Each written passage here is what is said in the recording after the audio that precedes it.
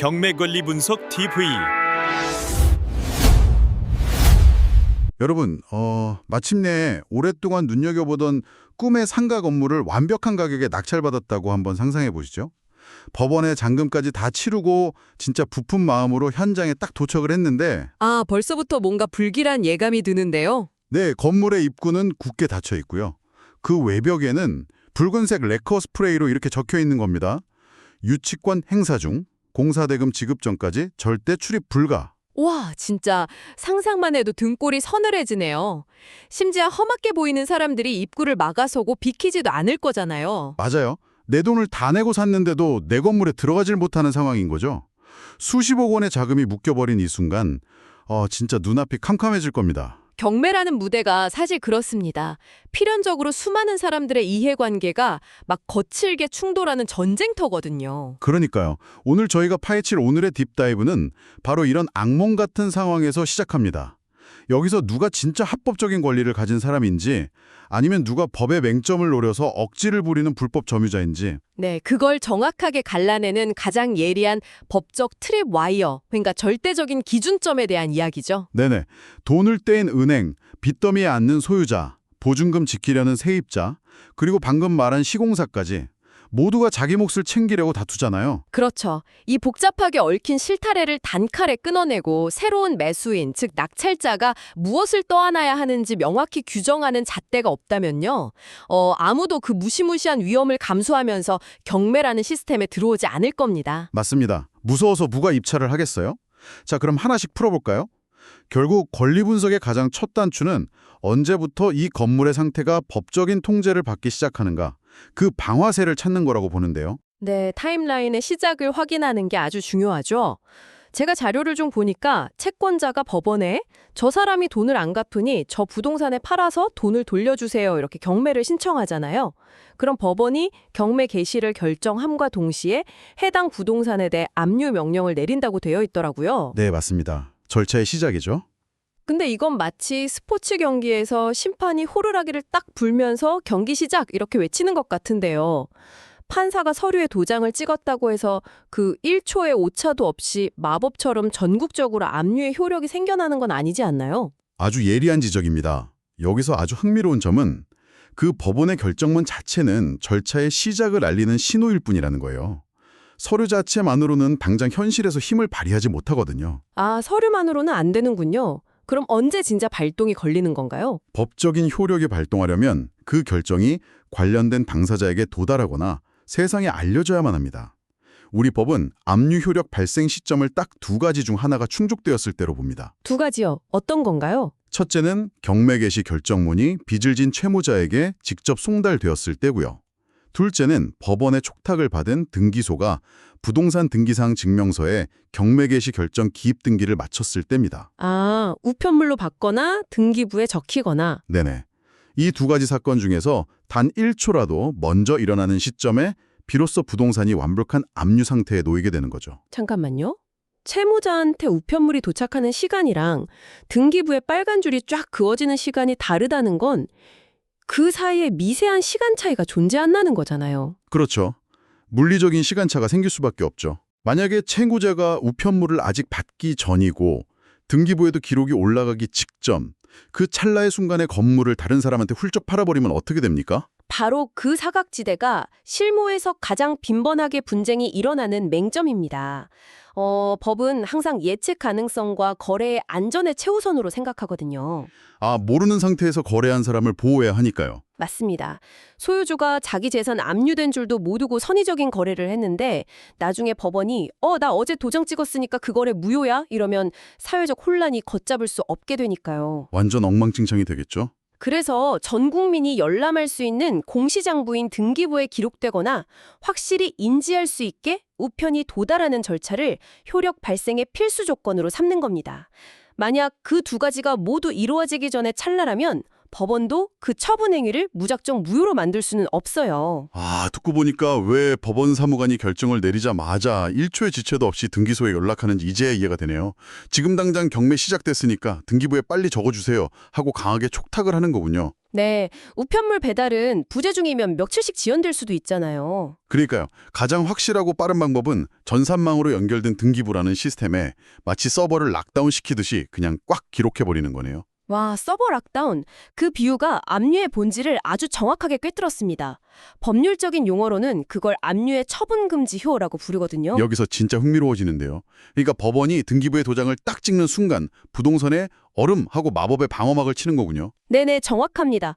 상태를 완벽하게 동결시키는 거죠. 찰칵 찍어두고 그 이후로는 누구도 사실 속 물건의 가치를 훼손할 수 없게 만드는 것처럼요. 근데 교환 가치를 깎아내리는 행위를 금지한다. 이게 단순히 건물을 부수거나 소유권을 팔아넘기는 극단적인 것만 막는 건 아닐 텐데요. 그럼요. 훨씬 더 넓은 범위를 포괄합니다. 예를 들면 이런 건가요? 기업 인수합병할 때 특정 날짜 기준으로 재무제표 스냅샷 딱 찍어두잖아요. 그 이후에는 몰래 회사 빚을 늘리거나 자산 빼돌려도 인정 못 받는 것처럼 소유주가 경매 넘어갈 것 직감하고 친한 지인한테 헐값에 10년짜리 임대차 계약을 맺어버린다던가. 맞아요. 그런 악의적인 세입자를 들이는 행위도 당연히 처분 금지효에 걸려서 무효가 됩니다.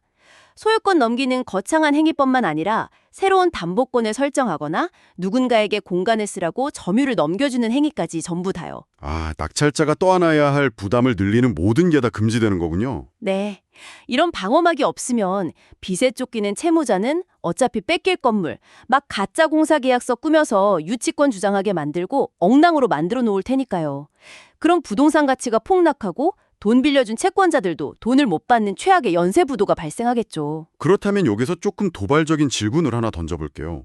만약에 채무자가 가치를 훼손하는 게 아니라 반대로 극적으로 높이는 행위를 했다면요? 가치를 높이는 행위요? 네, 압류 스냅샷 찍힌 이후에 자비나 외상으로 최고급 대리석 인테리어 공사를 해서 건물 시장 가치를 2배로 뛰게 만들었어요.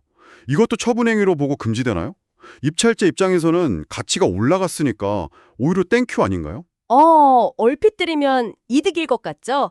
하지만 법적인 관점에서는 그 역시 아주 심각한 방해 행위가 됩니다. 왜요? 좋은 거잖아요. 압류의 가장 큰 목적은 부동산의 현 상태 그대로 안전하게 보존해서 절차를 예측 가능하게 진행하는 거거든요. 설령 객관적인 가치가 올라갔다고 해도 그 공사한 업자가 나중에 내 돈 10억 내놔라 하면서 유치권을 주장하면 어떻게 될까요? 아, 낙찰자한테 새로운 빚 10억이 생겨버리는 거네요. 그렇죠. 원래 없었던 막대한 인수 부담이 생기는 거니까 권리관계를 복잡하게 만들고 매수인을 방해하는 결과를 낳습니다. 그래서 가치를 높이는 행위라 할지라도 압류 이후에 벌어진 일이라면 정면으로 위배되는 무효 행위로 보는 거예요. 매수인한테 예상치 못한 변수를 만드는 모든 행위를 원천 차단하는 거군요. 자, 이걸 조금 더 큰 틀에서 연결해보면 드디어 아까 오프닝에서 말했던 그 무시무시한 유치권 이야기를 해야 할 것 같아요. 네, 정당하게 공사대금 못 받았으니 돈 줄 때까지 건물 꽉 쥐고 안 놓겠다는 그 권리 말이죠. 네, 이 압류의 처분금지효라는 방어막이 현실의 경매 시장에서 어떻게 그 유치권이라는 폭탄을 해체하는 건지 그 마지노선이 궁금하거든요. 우리 민사집행법 제92조가 이 폭탄을 해체하는 아주 단호한 가이드라인을 제시합니다. 핵심은 대항력 상실이에요.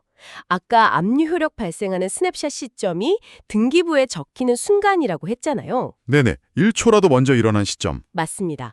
이 압류 효력에 발생한 그 시점 이후에 슬쩍 부동산에 들어와서 점유를 시작하거나 공사를 시작한 사람은 절대로 새로운 낙찰자에게 자기 권리를 주장할 수 없습니다. 아, 진짜 얄짤없네요. 네. 아무리 땀 흘려 공사했고 억대 돈을 못 받은 게 사실이라도 압류 이후에 점유를 개시했다면 경매란을 링 위에서는 곧바로 아웃인 겁니다. 잠깐만요. 근데 그건 현장에서 일하는 사람들한테 좀 너무 가혹한 거 아닌가요? 제가 만약 시공사 대표라고 쳐볼게요. 5억 원어치 공사 성실하게 다 했는데 돈을 안 줘요. 그래서 화가 나서 장비 끌고 와서 건물을 점유하기 시작한 게 오늘 아침이에요. 네, 오늘 아침. 근데 알고 보니까 불과 이틀 전에 등기부에 경매 개시 결정이 이미 올라갔던 거죠. 저는 이틀 차이로 등기부를 못 대어봤다는 이유 하나만으로 5억을 전부 날리고 쫓겨나야 한다는 뜻이잖아요. 이건 진짜 피눈물이 나는 상황인데. 충분히 제기할 수 있는 합리적인 의문입니다. 실제로 현장에서 수많은 시공사들이 억울함을 호소하는 대목이기도 하고요. 개별 사연만 보면 진짜 안타깝죠. 하지만 법은 숲 전체를 봅니다. 숲 전체요? 한 개인의 억울함보다 더 큰 게 있다는 거군요. 네, 국가 공적 시스템인 경매제도 자체의 신뢰성을 훨씬 더 무겁게 보호하는 겁니다. 만약 방금 말씀하신 그 안타까운 사정을 한 번이라도 예외로 인정해주면 어떻게 될까요? 아, 너도 나도 예외해달라고 난리가 나겠네요. 맞아요. 전국의 모든 악성 채무자랑 가짜 유치권자들이 서류 위조해서 우리도 압류 직전에 공사했다, 억울하다 이러면서 벌떼처럼 일어날 겁니다. 기준선이 흔들려 버리는군요. 네, 컷오프 기준선이 흔들리는 순간 권리 분석이 불가능해지고 시스템이 붕괴하니까요. 그래서 억울한 피해자가 생길 리스크를 감수하고서라도 시스템을 지켜내는 게 법의 냉엄한 취지입니다. 아, 그래서 권리 위에 잠자는 자는 보호받지 못한다는 말이 있는 거네요. 국가가 이미 장부에다가 이거 처분금지 상태입니다 하고 경고등을 켜뒀는데 그걸 확인 안 하고 들어간 과실 책임은 본인이 져야 한다는 논리군요. 정확합니다. 대법원의 아주 확고한 논리죠. 압류 시점 이후에 들어온 점유는 무효다. 진짜 명쾌하네요. 원리는 제 머릿속에 완벽하게 그려졌습니다. 자, 근데 여러분, 지금까지 나눈 건 법전 안에 있는 이론이잖아요. 이걸 현실 세계의 실무 관점으로 들여다보면 상황이 확 달라지죠. 네, 실전에서의 진짜 싸움은 이제부터 시작입니다. 법은 텍스트로 존재하지만 점유는 현실에서 벌어지는 은밀한 행위니까요. 생각해보세요. 압류의 효력이 발생한 법적 시점 찾는 건 너무 쉽잖아요. 인터넷 등기소 들어가서 등기사항 증명서 떼보면 언제 개시결정 났는지 잉크로 딱 박혀 있으니까요. 이건 불변의 팩트입니다. 그렇죠. 누구도 조작할 수 없죠? 문제는 이거예요. 이 불법 유치권자들이 도대체 언제부터 물리적인 점유를 시작했는지 우리가 어떻게 밝혀내느냐는 거죠. 이 사람들이 밤에 야반도주하듯 짐 들이밀고 자물쇠 채운 타이밍은 등기부에 안 나오잖아요. 당연히 안 나오죠. 그리고 법정 가면 100% 우리는 경매 개시 2달 전부터 합법적으로 점유했다. 이렇게 거짓말을 할 거고요. 그러니까요. 그럼 서류 분석하는 우리는 도대체 어떤 자료를 떼보고 대조해야 그들의 점유 시점을 타격할 수 있는 겁니까? 오늘 이 딥다이브의 핵심 미션이 바로 이 교차검증법이잖아요. 맞습니다. 바로 그 교차 검증의 기술이 전문가들의 진짜 무기입니다. 실무에서는 아주 일상적이고 의외의 서류들을 날카로운 창으로 쓰거든요. 그중 가장 치명적인 단서가 뭔지 아시나요? 어떤 거죠? 바로 공과금 사용 내역입니다. 아, 건물의 전기요금이나 수도요금 말씀하시는 거군요. 네, 유치권 성립하려면 건물을 단순하게 쳐다만 보는 게 아니라 사람이 상주하면서 실효성 있게 지배해야 해요.